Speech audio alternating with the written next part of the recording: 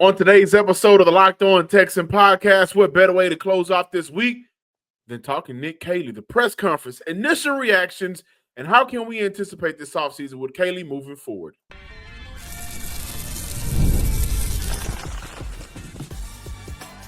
You are Locked On Texans, your daily podcast on the Houston Texans. Part of the Locked On Podcast Network, your team every day.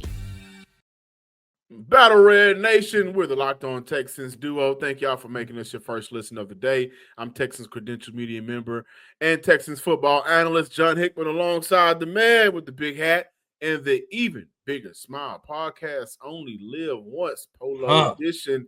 Brian Big Sarge Badfield. On today's episode, we are talking our level of confidence in DeMeco moving forward. That's going to be very important. How can we anticipate this offseason moving forward with Nick Caley, and just give our initial reactions to Nick Caley's press conference, the good and, in my opinion, the great from this press conference from Nick Caley. Absolutely, Sarge. Today's episode is brought to you by FanDuel. Right now, new customers can get $150 in bonus bets if your first $5 bet wins. Battle Red Nation, Big Sarge. Mr. Hickman. Greetings and salutations. Yeah, man. Let's get all of the positives and all of the greetings out the way. It's time to talk Nick Caley. Hired as the Houston Texans offensive coordinator. We finally got an opportunity to talk to him and hear from him. You were actually there live and direct at the press conference. And before we even dive into our initial reactions, this is the clip I got to play for you guys. First-time coordinator, to answer your second part of the question. Really excited to get an opportunity to evolve this scheme and put, it's not going to be my spin. It's going to be what's best for our players, and it's always going to be what's best for our players. No, we're not pounding a square peg into a round hole. It's going to be based on the strengths of our quarterback, the players, and the guys on this team. So that's what it'll always be, designed around. Big Sarge, what were your initial reactions from today's press conference? So my initial reactions from today's press conference was I do like Nick Caley's energy. He does bring a way more energy than Bobby does. Bobby's a little bit more reserved than Nick is. Nick reminds me of another Nick who speaks like that with a lot of energy, and I don't know if that's just the Patriots way or what, which it would John really, Carroll. Well, yeah, because it would really be weird because Bill Belichick is a man of few words and low energy. That's another story for another time. John, I really like what Nick Caley had to say. I really like it, but for me, you ever heard you ever heard Ross nonverbal? D's not words. I think if I'm not mistaken, that's the thing that's over the I think Notre Dame has that, but it's Ross nonverbal. And it means D's not words. Like the words sound great. I just need to see the action. Like what he said, and me listening. I'm like, yo, I would totally buy into that as well. But John, I've also had to do, throughout my lifetime, I've been in situations where I've had to do interviews, and there's been people that have sold me in their interview. I was like, oh my God, I cannot wait to hire this person, or I cannot wait to work with this person. And then their words and their actions don't match. That's nothing against Nick Caley. I'm just a little bit more reserved. I need to see it because even though Bobby was a little bit more conservative, he also, came with that same type of verbiage. He enunciated his words very clearly, and I'm like, okay, that's cool. So I just want to, take a step back and see if he can put that into action because he's hired as the offensive coordinator for the Houston Texans right now. He hasn't gotten a chance to, he's looking at schemes and he's looking at film and things like that. But it's going to be different when you get on the field and you're looking and seeing what you have to work with. And then maybe that will change some things. But don't get me wrong. I love Nick Caley's energy. I love the things that he had to say. I'm just, going to be a little, and we'll get to this later, a little apprehensive about another first-time play caller. Well, I think that's fair, but when I look at my initial reaction to Thursday's press conference, listen, Nick Caley said, I'm passionate, high energy, relationship driven. I'm about invest. I'm going to run when I'm on the field. I move fast. And honestly, Sarge, my initial reaction when I heard that was simply, finally, we should presumably see the offense mirror the defense. And that was an issue for me last year. Too many times I felt like the defense, which we saw time and time again, carry the team, whether it was energy, whether it was scoring points in the second half, whether it was getting off the field to give their offense an opportunity. They were everything for this team, and I felt like the offense time and time again just came up short and was too flat. Now, what I get from Nick Caley is a guy that we could put him next to DeMeco Ryans and the energy level be the same. Like last year it was my special teams coach. What's his name?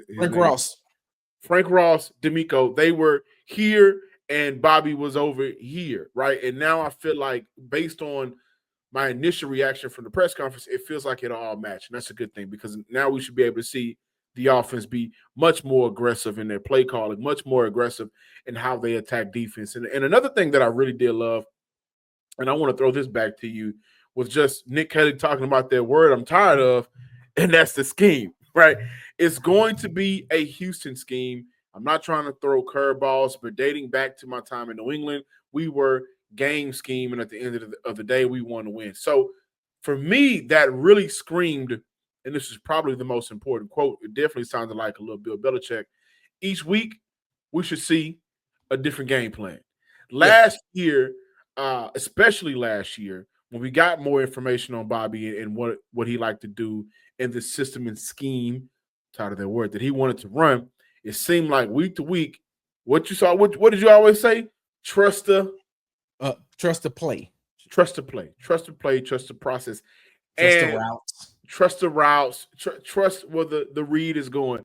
So much so that throughout training camp, Bobby Slowik really made CJ's job a whole lot difficult than it should have been.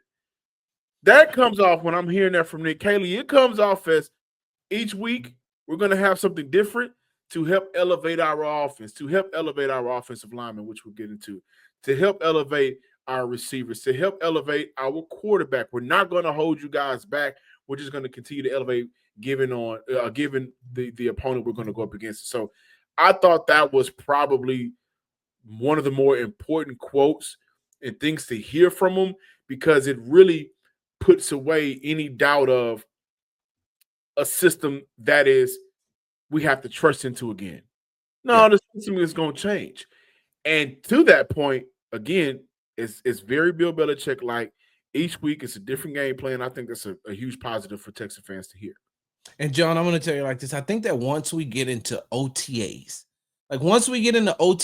and and we're able to ask him some X's and O's type questions, especially with, by that time the playbook has been installed in there. I mean, not fully installed, but for the most part, at least 75% of the playbook should be installed, and the next 25% should be OTAs. That next 25% should be training camp, and by the end of training camp and in preseason, they should they should have that playbook down and ready to go. John, you played something in that clip, and I'm going to read you what he said, and I'm going to tell you what stood out to me. He says, always going to be what's best for our players. We're not pounding a square peg into a round hole.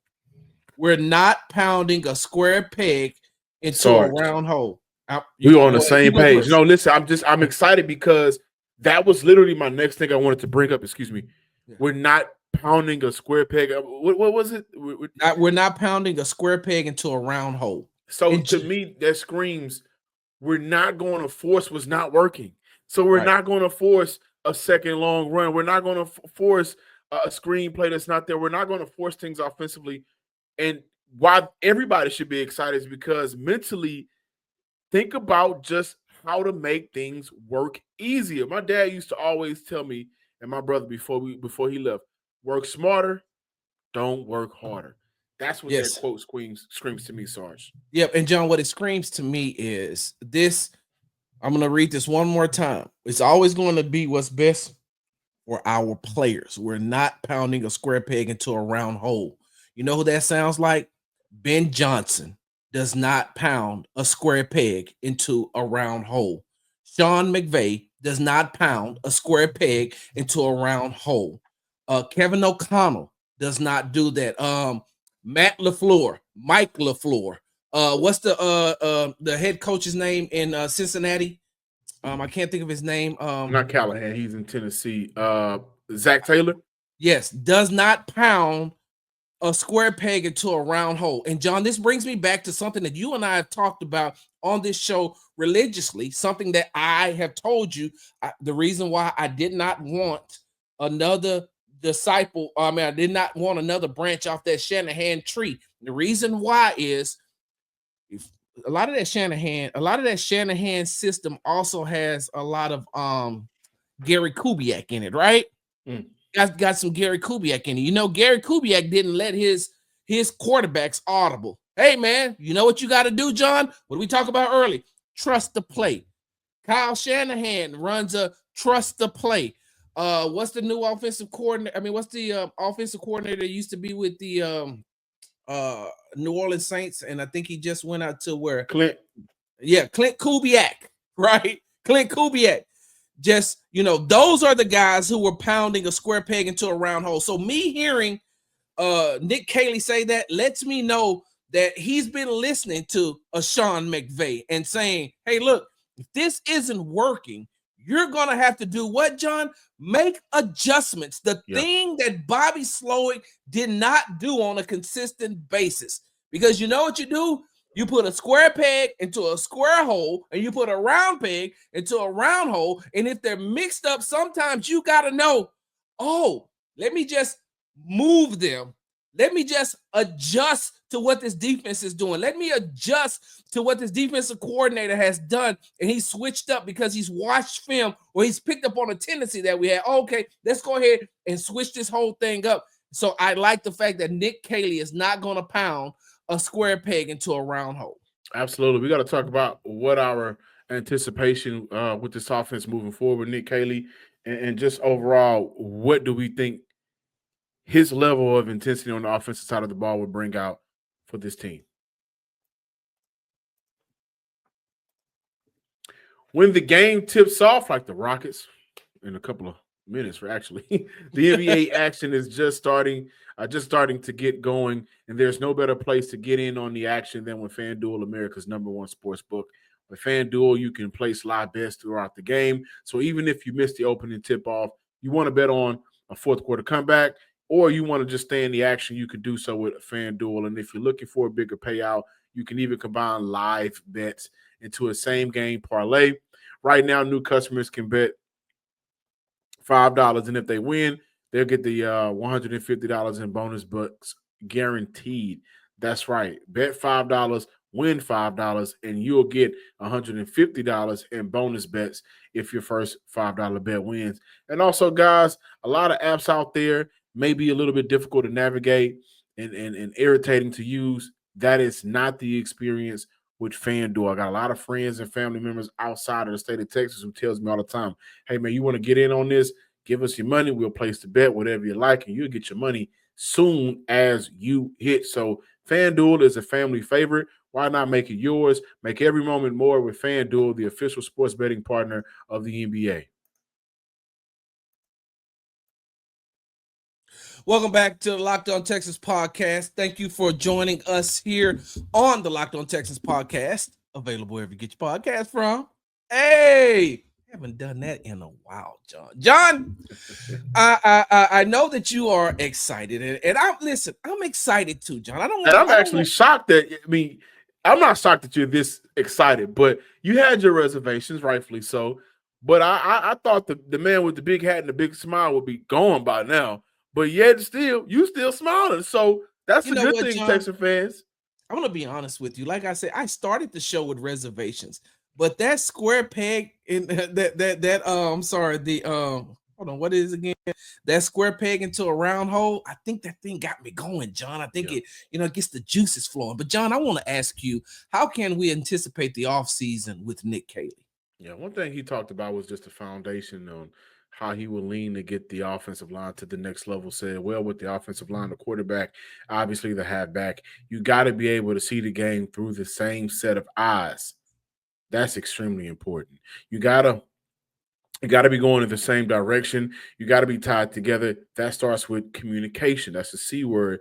That's what everybody needs to understand. Success starts up front. Success with the offensive line boils down to communication and being on one accord.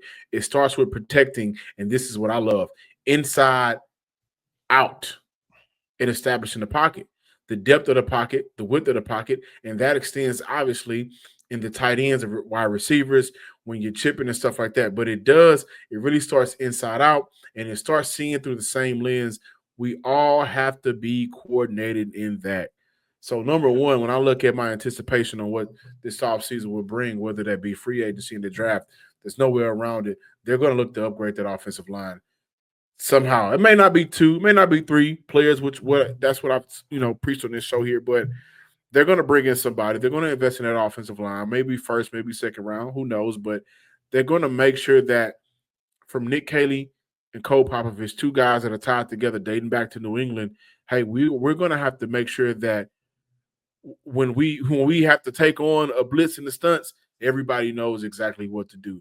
When we are choosing to do a zone run, everybody knows which zone, which way to step. When we are looking to do a power gap run, everybody understands what the assignment is. And my inside guys, center and left and right guard, they're going to have to understand that just we need for you to be better, and that's the expectation. So the anticipation for me is just seeing how will they go about, A, bringing in a new guy or 2, investing in that offensive line, B, investing in the guys that they already have here in this locker room, Juice Scruggs, Jared Patterson, Kenyon Green, right? Guys have been killing us for that. But how are they going to get the best out of those guys? And C, the next level of making C.J. Stroud's life easier, making Joe Mixon's life easier, because he got hit in the backfield entirely way too many times last year for a running back. So I love that, and that's my number one anticipation this offseason. John, I'm gonna read you something that Nick Caley said on Thursday.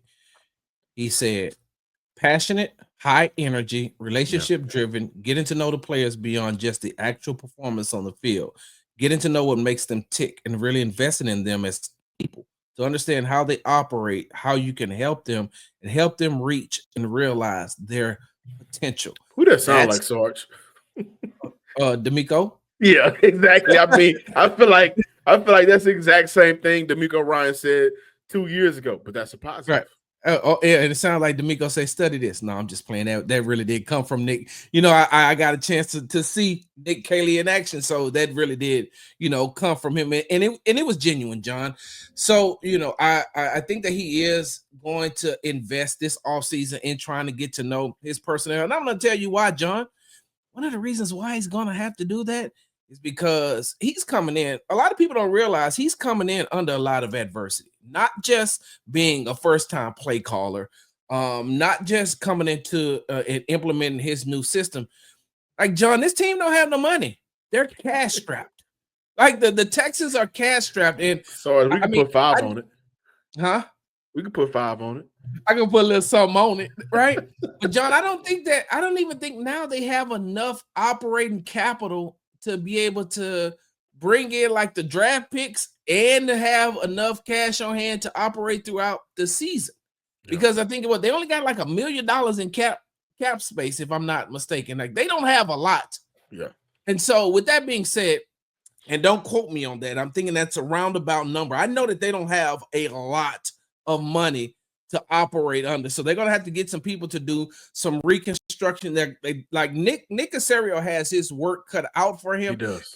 And with him having his work cut out for him, are we sure that the Houston Texans are going to have everything that they need in order to be successful, John? Because, sometimes you want the name brands, but you got to take, the lesser known, sometimes you want sometimes you want this food that you've seen, this name brand food that you've seen on television, and that your friends got this, that, and other, but you might have to get something that just says beans, or you might have to just get something that say green beans, or just something that says hot dogs, so and he's gonna have to make the best out of that, John. So he's walking into a kitchen that doesn't have all the utensils right now. He's walking into a kitchen that doesn't have all the ingredients for the meal that he wants to make. And Nick may go out there and do some shopping and say, hey, this all we got. I know, look, You're like this, John. I know you're used to craft, but we don't have no craft here. So let's not look at it like that? I did, and I've had some days, but let's not look at it like a kitchen. Let's look at it like a closet, right? Okay. Man, I don't got the polo, Sarge. I don't got it. I don't got the Vizu jeans. I'm taking it way back. I don't got, but I get that polo association, that Beverly Hills Polo Club. You gotta, whatever you get, you gotta make it work. It's not what's on you, it's what's in you. And that's why my anticipation this offseason is just seeing how he can come in and with Cole Popovich, and how does his philosophy resonates with the rest of the offensive coaching staff. How can he come in and get the best out of guys that are already here on this roster, along with, hey, man, there's some guys that I'm in year one. We don't have a lot of money. I got to make things work. I got to stretch my means. There's some guys in between round 5 and 6 that I may really like, and I believe that, hey, I've been around Julian Edelman. Mm-hmm. Hey, I was around Cooper Kupp and Puka Nacua. And by the way, I think Cooper Kupp was a second-round pick, but Puka Nacua, who is one of the favorites in the NFL right now. I've been around Danny Amendola. I've been around some of these guys that were not big names, some of those guys that had to fight to make a roster, some of those guys that, initially was thought of wide receiver 3, 4, maybe 5, but the offense and the play calling and the tempo of the offense, we were able to make it work. Now, let's hear from DeMeco Ryans. Oh, wait, John, one thing I have to say. Sometimes, though, John, I'm going to be honest with you, because my wife and I, we still do this. Like, sometimes them struggle meals are amazing. Sometimes I'd rather have a struggle meal than a steak. Eggs and rice. Ain't nothing wrong with no eggs and rice. You know we be eating the eggs and rice. Put a little butter and sugar on it. Come on, man. Let's hear from DeMeco Ryans, who has something to say about Nick Caley. Yeah, I talked to a lot of great people throughout this process, and just it was clear as I kept going through it. Talking to people and going through my process, it was very clear that Nick was the right guy for our team. Just with his energy, right, his leadership ability. I think with him being able to understand the run game, pass game, with him being in multiple schemes that were successful, understanding how to tailor the offense to the players that we have, that led me to Nick. And I feel really strong in my conviction that he can lead us and get us over the hump. Right? We've had a lot of good success these first 2 years, and the reason for doing it is I think there's another level that we can go to. And so I said earlier, it's my job to take this organization to new heights, and I think hiring Nick will help us to get there. That's a good positive. That's something you want to hear from your head coach. And again, what he reiterated was, helping the guys that are already in this roster. A lot of Texan people on the inside of their locker room, they like a lot of the guys on this roster. Yeah, and there's a lot of reasons to like a lot of these guys, John. One thing that I will say is let's bring that back, because what I don't want to do is rush it. Yep. And I want to make sure that what you have to say, I want people to, I don't want it to be rushed. So we got more Locked On Texans when we come back. DeMeco, Nick Caley, we got it all on today's show. But we also know that the football season is over. We ain't going to have football until August, y'all. But basketball is in full swing, and there's no better way to stay in the game than with PrizePicks, the best place for daily fantasy sports. With PrizePicks, you pick more or less on at least 2 player stat projections. And if you're right, you can win up to 1,000 times your cash. This week, before they go into the All-Star break, I'm looking at Jason Tatum for more than 29 points.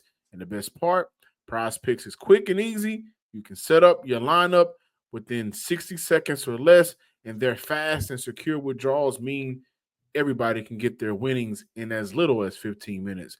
Plus, you got to love the weekly promos like Taco Tuesday, where you get a discounted player projection for an even better value. Download the app today and use code LOCKEDONNFL for $50 off instantly to get an extra $50 off instantly after you play your first $5 lineup. All it takes is $5 to get $50. That's code LOCKEDONNFL for $50 instantly after you play your first $5 lineup. PrizePicks, run your game. Welcome back in, Locked On Texans listeners. If you were Sarge before we went to break, you had something to say. I was just going to say that those players in the locker room are some really good people. Like they are a really good team. They're players who buy into that swarm mentality. They buy into DeMeco Ryans, and I think that's the one thing that's going to help Nick Caley, not only on the offensive side of the ball, but to gain the respect from the defensive players as well, because they look at it as, okay, so if DeMeco say you good, you good. And if you can come in there and you can do what DeMeco says you can do, or what everybody is anticipating for you to do, what we've seen, this system work over here. Because a lot of people are looking at it just from an offensive standpoint. Real quickly, John, a lot of people are looking at it from an offensive standpoint, but Nick Caley also has a lot to do with the defense as well. And what I mean by that is their time, the time of possessions, them scoring. That has a lot to do with how long the defense is going to be on the field. How many, if the defense can get you a 3 and out and you get the ball back and you can get the time of possession and you can score touchdowns or field goals. I mean, put some points on the board, but you're going for more touchdowns than you are field goals. So the defensive side of the ball is looking at Nick Caley too, saying, all right, when you come in here, what you all do on that offensive side of the ball also, is almost like a direct reflection of us as well, meaning that we would love to have the rest. If you're going to hold the ball, for that long and score the points, we'll go out and we'll make sure that the opposing team don't score as much as us. You just make sure that you can outscore them. Coach, how apprehensive were you to hire another first-year offensive coordinator? First-time play calling offensive coordinator. Well, to me, there's always, everybody has their first time. I was a first-time play caller. Right? There are a lot of guys who have their first time, so I wasn't beholden to or nervous about hiring someone who was their first time, because it's about the person. And I think you get the right person to do the job, and I truly believe that Nick can do that. And it's play calling is also about who you surround yourself with. And I think, we have a really strong staff offensively and defensively. Surround ourselves with the right people who can help when it comes to calling it for the first time. Good question, yes. To DeMeco Ryans by you, Sarge. I do think people look at this like a make or break moment. I don't want to say year, because realistically, a year is unfair to both Nick Caley and DeMeco Ryans, because essentially DeMeco's trust in Bobby Slowik failed him a little bit in that relationship. He didn't rise to the occasion that led him to Nick Caley. So I said a two-year moment. Where the other day we talked about, are you scared of the AFC now? The Giants have fallen. Kansas City. That leaves teams like a hungry Baltimore, a hungry Joe Burrow in Cincinnati, a hungry Buffalo Bills team. All of the top dogs, Houston has like a 2 to 3 year window. Are you confident in DeMeco Ryans moving forward? I am, to coach the defense, but I think the success of this team, or lack thereof, will eventually fall on him. And I am still in somewhat of limbo land, because as hype as we are about Nick Caley, got to see it on the field. Yeah.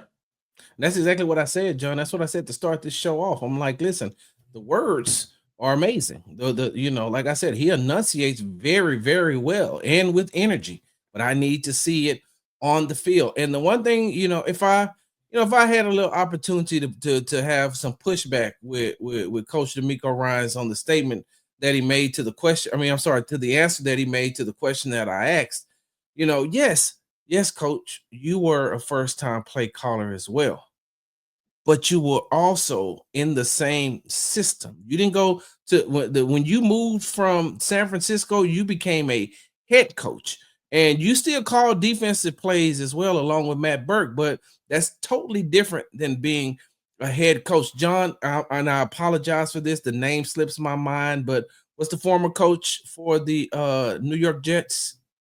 Robert Saleh, right? Saleh, yeah. So DeMeco, you learned under Robert Saleh when he was the defensive coordinator for the San Francisco 49ers before he got the opportunity to move out and go to be the head coach of the New York Jets.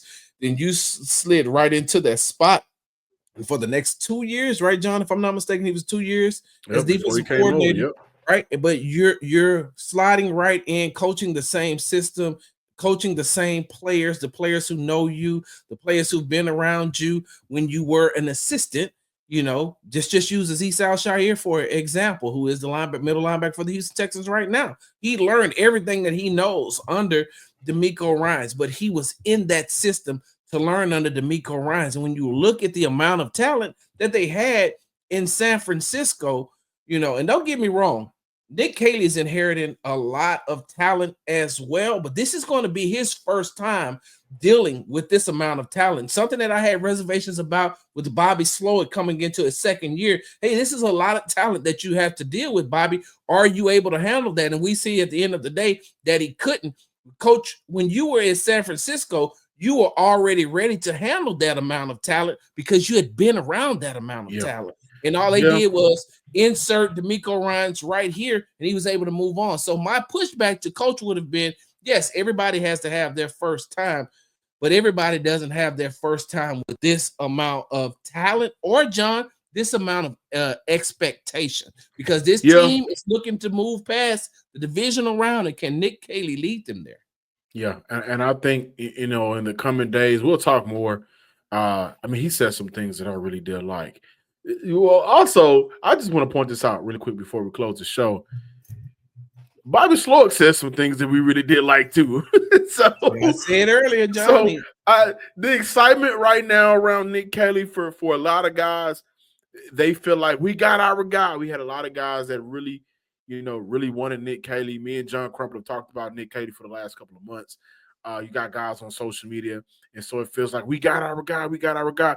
It also speaks to how tired of Bobby Slowik people was here in Houston and around the team. But I like that at the very least, we can do away with a one-dimensional philosophy from a schematic standpoint. And people really need to I think so. We get into it some more. We got to close, but I think people really need to. I ain't gonna say nothing.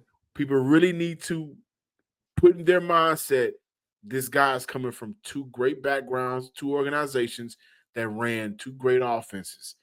And that is going to help with the week to week game plans for the offense. I'm excited about that to say the very least. My face says it all, John, and I'm going to say this. I mean, Bobby Slowik came from a system where a guy had coached in multiple Super Bowls. Yeah, and PFF.